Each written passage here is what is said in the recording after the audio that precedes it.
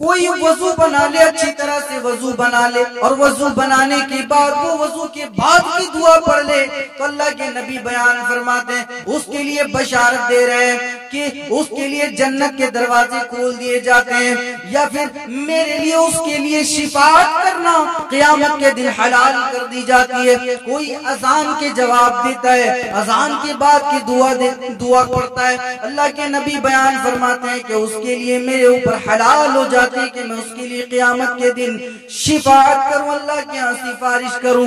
बशारत देने वाला जब खुशखबरी देता है तो वो उस तरह से खुशखबरी देता है कि अगर कोई 2 बेटियों को पाल पोस कर बड़ा कर दे, 3 बेटियों को पाल पोस कर बड़ा कर दे, अच्छे घराने में शादी करा दे, तो मैं और वो क़यामत के दिन इस तरह से होंगे।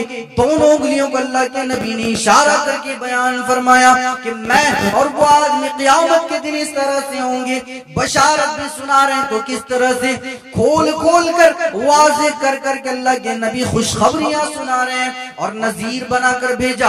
अगर अल्लाह के नबी सल्लल्लाहु अलैहि वसल्लम, अल्लाह के नबी अगर कोई गुनाह का काम करे, कोई जुआ खेले, कोई शराब पिए, कोई जिना करे, कोई गंदे काम करे, कोई गुनाह कबीरा का इर्तिकाब कर ले, अल्लाह से न डरे, नमाज न पढ़े, रोजा न रखे, हज न करे, इस्तिताअत के बावजूद अल्लाह की राह में पैसा खर्च न करे, मालो दौलत अल्लाह की राह में न दे, ऐ नबी, ऐ मेरे प्यारे हबीब, आप उसको डरा दीजिए जहन्नम से, आप उसको डरा दीजिए क़यामत के दिन से, आप उसको भयभीत करा दीजिए, उसको आगाह कर दीजिए कि अगर तूने अल्लाह की राह में माल खर्च न किया तो याद रहे कि वो माल सांप बनकर तेरे गर्दन में लपेट दिया जाएगा, वो माल तेरे लिए खसारे का सबब बन सकता है। अगर तेरे पास इस्तिताअत है फिर भी तो अल्लाह के घर की बैतुल्लाह की हज नहीं करता है, तवाफ नहीं करता है, ऐ नबी आप उसको डरा दीजिए कि अल्लाह क्या उसके लिए अजाब है।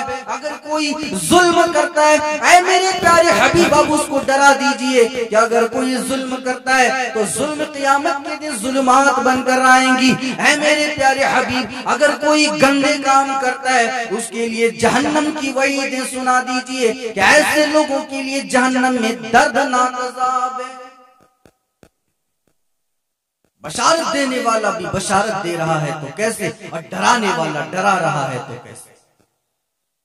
वदाइयन इलल्लाहि बिइज़्निही वसिराजम मुनीरा, अल्लाह की तरफ से दाइयों मुबल्लिग बनाकर भेजा गया।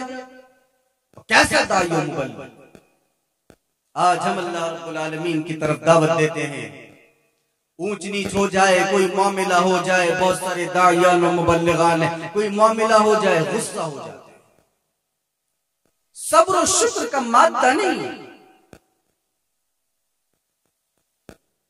लेकिन मोहम्मदुर रसूलुल्लाह सल्लल्लाहु अलैहि वसल्लम दावत और तबलीग दे रहे हैं और दावत पेश कर रहे हैं, तो सब्र कितना, और सब्र कितना कर रहे हैं। कोहे सफा पर चढ़ गए, ऐलान कर रहे हैं, लोगों को बुलाया, लोग जमा हो गए मक्का में, और कोहे सफा के नीचे सारे लोग जमा हो गए।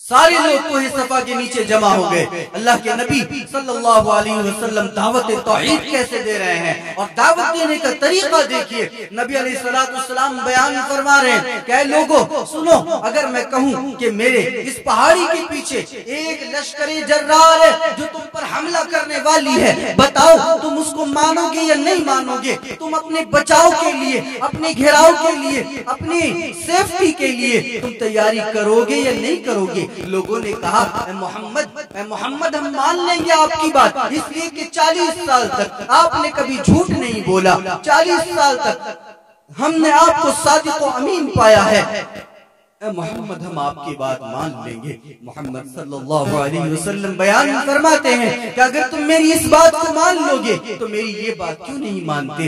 क़ूलू ला इलाहा इल्लल्लाह तुफ़्लिहू, लोगों कह दो अल्लाह के अलावा कोई माबूद बरहक नहीं। लोगों कहो अल्लाह ही इबादत के लायक है। लोगों कहो पुकारा जाए तो उसी अल्लाह को पुकारा जाए, बुलाया जाए तो उसी अल्लाह को बुलाया जाए, मदद मांगी जाए तो उसी अल्लाह से मदद मांगी जाए, उसके अलावा कोई माबूद बरहक नहीं। लोगों तुम ये मानने के लिए तैयार हो जाओ। क्या होगा? ये मान लेने से होगा क्या? तुफ्लिहू, कामयाब हो जाओगे, फलाह बहबूद हो जाओगे। लोगों ने कहा नहीं मोहम्मद, हम तेरी ये बात नहीं मानेंगे, बाकी सारी बातें मानेंगे। झगड़ा तो यही था ना। मदनी ताजदार तौहीद की दावत दे रहे हैं और लोग नहीं मान रहे हैं। झगड़ा इसी बात का था। लोग 360 बुतों की पूजा कर रहे हैं और मोहम्मद एक अल्लाह की इबादत के लिए बुला रहा है। नहीं मानेंगे, नहीं मानेंगे। ठीक है, मोहम्मद अब दावत तौहीद पेश करते हैं, मार खाते हैं, दंदाने मुबारक कई जंगों में शहीद हो जाती है और फिर चोट लगता है और फिर अल्लाह के नबी सल्लल्लाहु अलैहि वसल्लम ने बहुत तकलीफें बर्दाश्त की। लेकिन याद रहे मुसलमानों, तौहीद का दामन नहीं छोड़ा और तौहीद को हमेशा पकड़े रखा। यही मामला है सारी दुनिया के लोगों को। ये मैं बात बताना चाहूंगा कि जनाब मोहम्मद रसूलुल्लाह सल्लल्लाहु अलैहि वसल्लम की जिंदगी हमारे लिए एक उसवा है, नमूना है, एक आइडियल है कि हमें जिंदगी कैसे गुजारना चाहिए और हमें किस तरह से रहना चाहिए। कोई मोहम्मद रसूलुल्लाह से सीखे। क्यों? अगर एक शौहर है और अगर वो ईसाई है तो फिर वो किसको मॉडल मानेगा कि शौहर कैसे बनना चाहिए? शौहर किसको कहा जाता है? एक बेहतर और कामयाब शौहर कैसे बना जाए, उसको नहीं मालूम। इसलिए कि ईसा अलैहिस्सलाम ने शादी नहीं की। बुद्धिज्म वाले हैं, बुद्धिज्म वाले जो है बुद्ध मत के मानने वाले, वो लोग किसको अपना मॉडल बनाएंगे? शौहर कैसे बनना चाहिए, बेहतरीन और कामयाब शौहर कैसे बना जाए? बुद्ध मत वालों को नहीं मालूम, इसलिए कि बुद्ध ने शादी नहीं की थी। जैनियों को भी नहीं मालूम कि महावीर जी ने शादी की थी या नहीं की थी। महावीर जी ने भी शादी नहीं की थी। अब मॉडल बनाए तो किसको बनाए? इससे ये बात मालूम हुई कि अगर तुम्हारे लिए कोई नमूना है, कोई मॉडल है तो वो जनाब मोहम्मद रसूलुल्लाह सल्लल्लाहु अलैहि वसल्लम। चले एक वाक़या देखते हैं। अल्लाह के नबी सल्लल्लाहु अलैहि वसल्लम शौहर होने की हैसियत से हमारे लिए नमूना कैसे हैं। आज बहुत सारे लोगों की बीवियां जब मर जाती हैं तो कहते हैं कि भाई अच्छा हुआ जान छूट गई इससे। बहुत सारे कहते हैं, सबकी बात नहीं कहते, कुछ लोग होते होंगे जो कहते होंगे। लेकिन यहाँ जनाब मोहम्मद रसूलुल्लाह सल्लल्लाहु अलैहि वसल्लम क्या कर रहे हैं?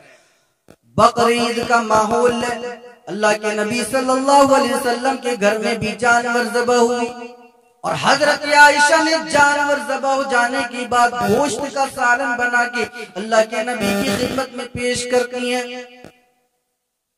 अल्लाह के नबी सल्लल्लाहु अलैहि वसल्लम को जो जो गोश्त पसंद था अल्लाह के नबी की खिदमत में वही सारी चीजें पेश की जाती हैं। नबी अलैहिस्सलाम बैठे, उनके सामने गोश्त का बर्तन है। अल्लाह के नबी गोश्त उठाते अपने मुंह के पास लेके जाते हैं और फिर रख देते हैं और रोने लगते हैं। हजरत आयशा पूछती हैं कि अल्लाह के नबी माजरा क्या है? अरे अल्लाह के नबी हुआ क्या है? आपके सामने मैंने वो गोश्त पेश किया जो आपको पसंद है। अरे अल्लाह के नबी आपको हड्डियों वाला गोश्त पसंद है, आपको तो गोश्त अच्छा लगता है और आज ईद का माहौल है, आज आपकी आंखों में आंसू क्यों है? अल्लाह के नबी बयान फरमाते हैं कि आज मुझे खदीजा की याद आ रही है, आज मुझे मेरी पहली बीवी की याद आ रही है। हजरत आयशा जवान है, खूबसूरत है और हसीनो जमील है और हजरत आयशा वो बीवी है जो अल्लाह के नबी की वाहिद अकलौती कुंवारी बीवी थी। वो अल्लाह के नबी सल्लल्लाहु अलैहि वसल्लम के सामने बैठती हैं, कहते हैं अल्लाह के नबी मैं हूँ और मेरे सामने आप हजरत खदीजा को याद कर रहे हैं। अल्लाह के नबी मुझ में कौन सी कमी देख ली या मेरे अंदर वो कौन सी चीज नहीं है जो हजरत खदीजा के अंदर थी? अल्लाह के नबी कहते हैं कि नहीं आयशा, तुम नहीं जानती हो कि खदीजा मेरी कौन सी बीवी है। आयशा तुम्हें नहीं मालूम कि खदीजा मेरे लिए कौन सी बेहतरीन बीवी है। जब सारी दुनिया मुझे झुठला रही थी, जब सारी दुनिया मुझे धुतकार रही थी, जब सारी दुनिया मुझे परेशान कर रही थी, ये वाहिद इकलौती खदीजा है जो मुझे कबूल कर रही थी, मुझे तसल्ली दिला रही थी। क्या है मेरे सरताज, आप तो भूखों को खाना खिलाने वाले हैं, ऐ मेरे सरताज, आप तो प्यासों को पानी पिलाने वाले हैं, बेवाओं, यतीम और गरीबों की मदद करने वाले हैं। ऐ मेरे सरताज, अल्लाह आपके साथ बुरा नहीं करेगा। ये हजरत खदीजा जो अपने शौहर को तसल्ली दिला रही है, दिलासा दिला रही है, हिम्मत जुटा रही है।